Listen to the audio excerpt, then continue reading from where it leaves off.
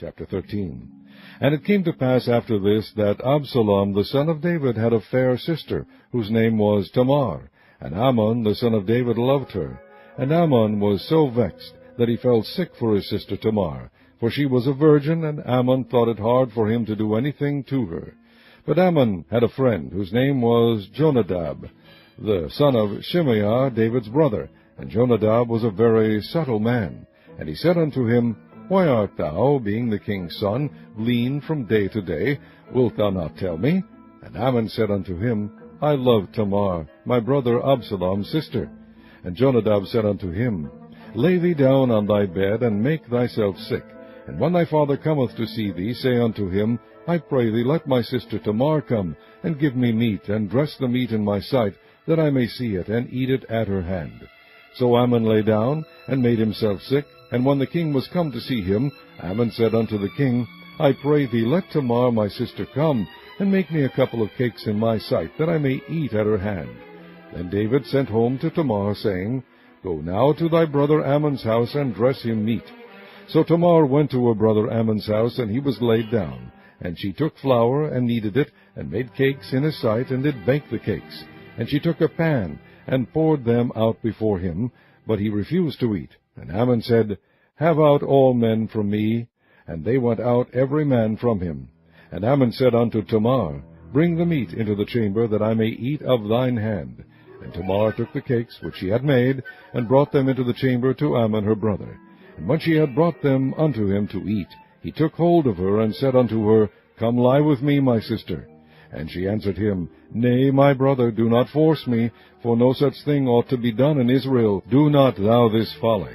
And I, whither shall I cause my shame to go? And as for thee, thou shalt be as one of the fools in Israel.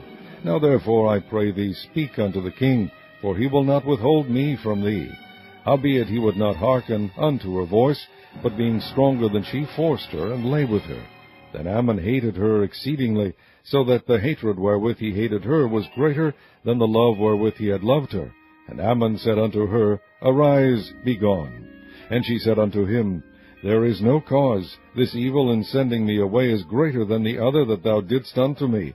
But he would not hearken unto her. Then he called his servant that ministered unto him, and said, Put now this woman out from me, and bolt the door after her.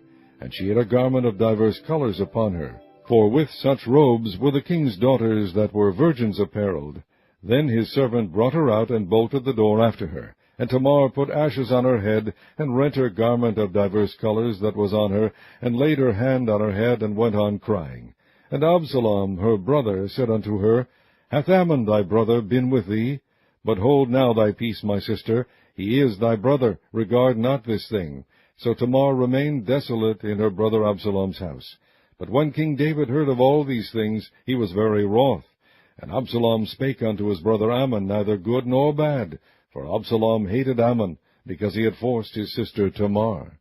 And it came to pass after 2 full years that Absalom had sheepshearers in Baal Hazor, which is beside Ephraim, and Absalom invited all the king's sons. And Absalom came to the king, and said, Behold now, thy servant hath sheepshearers. Let the king, I beseech thee, and his servants go with thy servant. And the king said to Absalom, Nay, my son, let us not all now go, lest we be chargeable unto thee. And he pressed him, howbeit he would not go, but blessed him. Then said Absalom, If not, I pray thee, let my brother Ammon go with us. And the king said unto him, Why should he go with thee? But Absalom pressed him, that he let Ammon and all the king's sons go with him. Now Absalom had commanded his servants, saying, Mark ye now, when Ammon's heart is merry with wine, and when I say unto you, Smite Ammon, then kill him. Fear not, have not I commanded you? Be courageous and be valiant.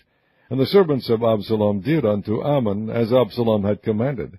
Then all the king's sons arose, and every man gat him up upon his mule, and fled. And it came to pass, while they were in the way, that tidings came to David, saying, Absalom hath slain all the king's sons, and there is not one of them left. Then the king arose, and tare his garments, and lay on the earth, and all his servants stood by with their clothes rent. And Jonadab the son of Shimeah, David's brother, answered and said, Let not my lord suppose that they have slain all the young men the king's sons. For Ammon only is dead, For by the appointment of Absalom this hath been determined from the day that he forced his sister Tamar. Now therefore let not my lord the king take the thing to his heart, to think that all the king's sons are dead, for Ammon only is dead. But Absalom fled, and the young man that kept the watch lifted up his eyes, and looked, and behold, there came much people by the way of the hillside behind him.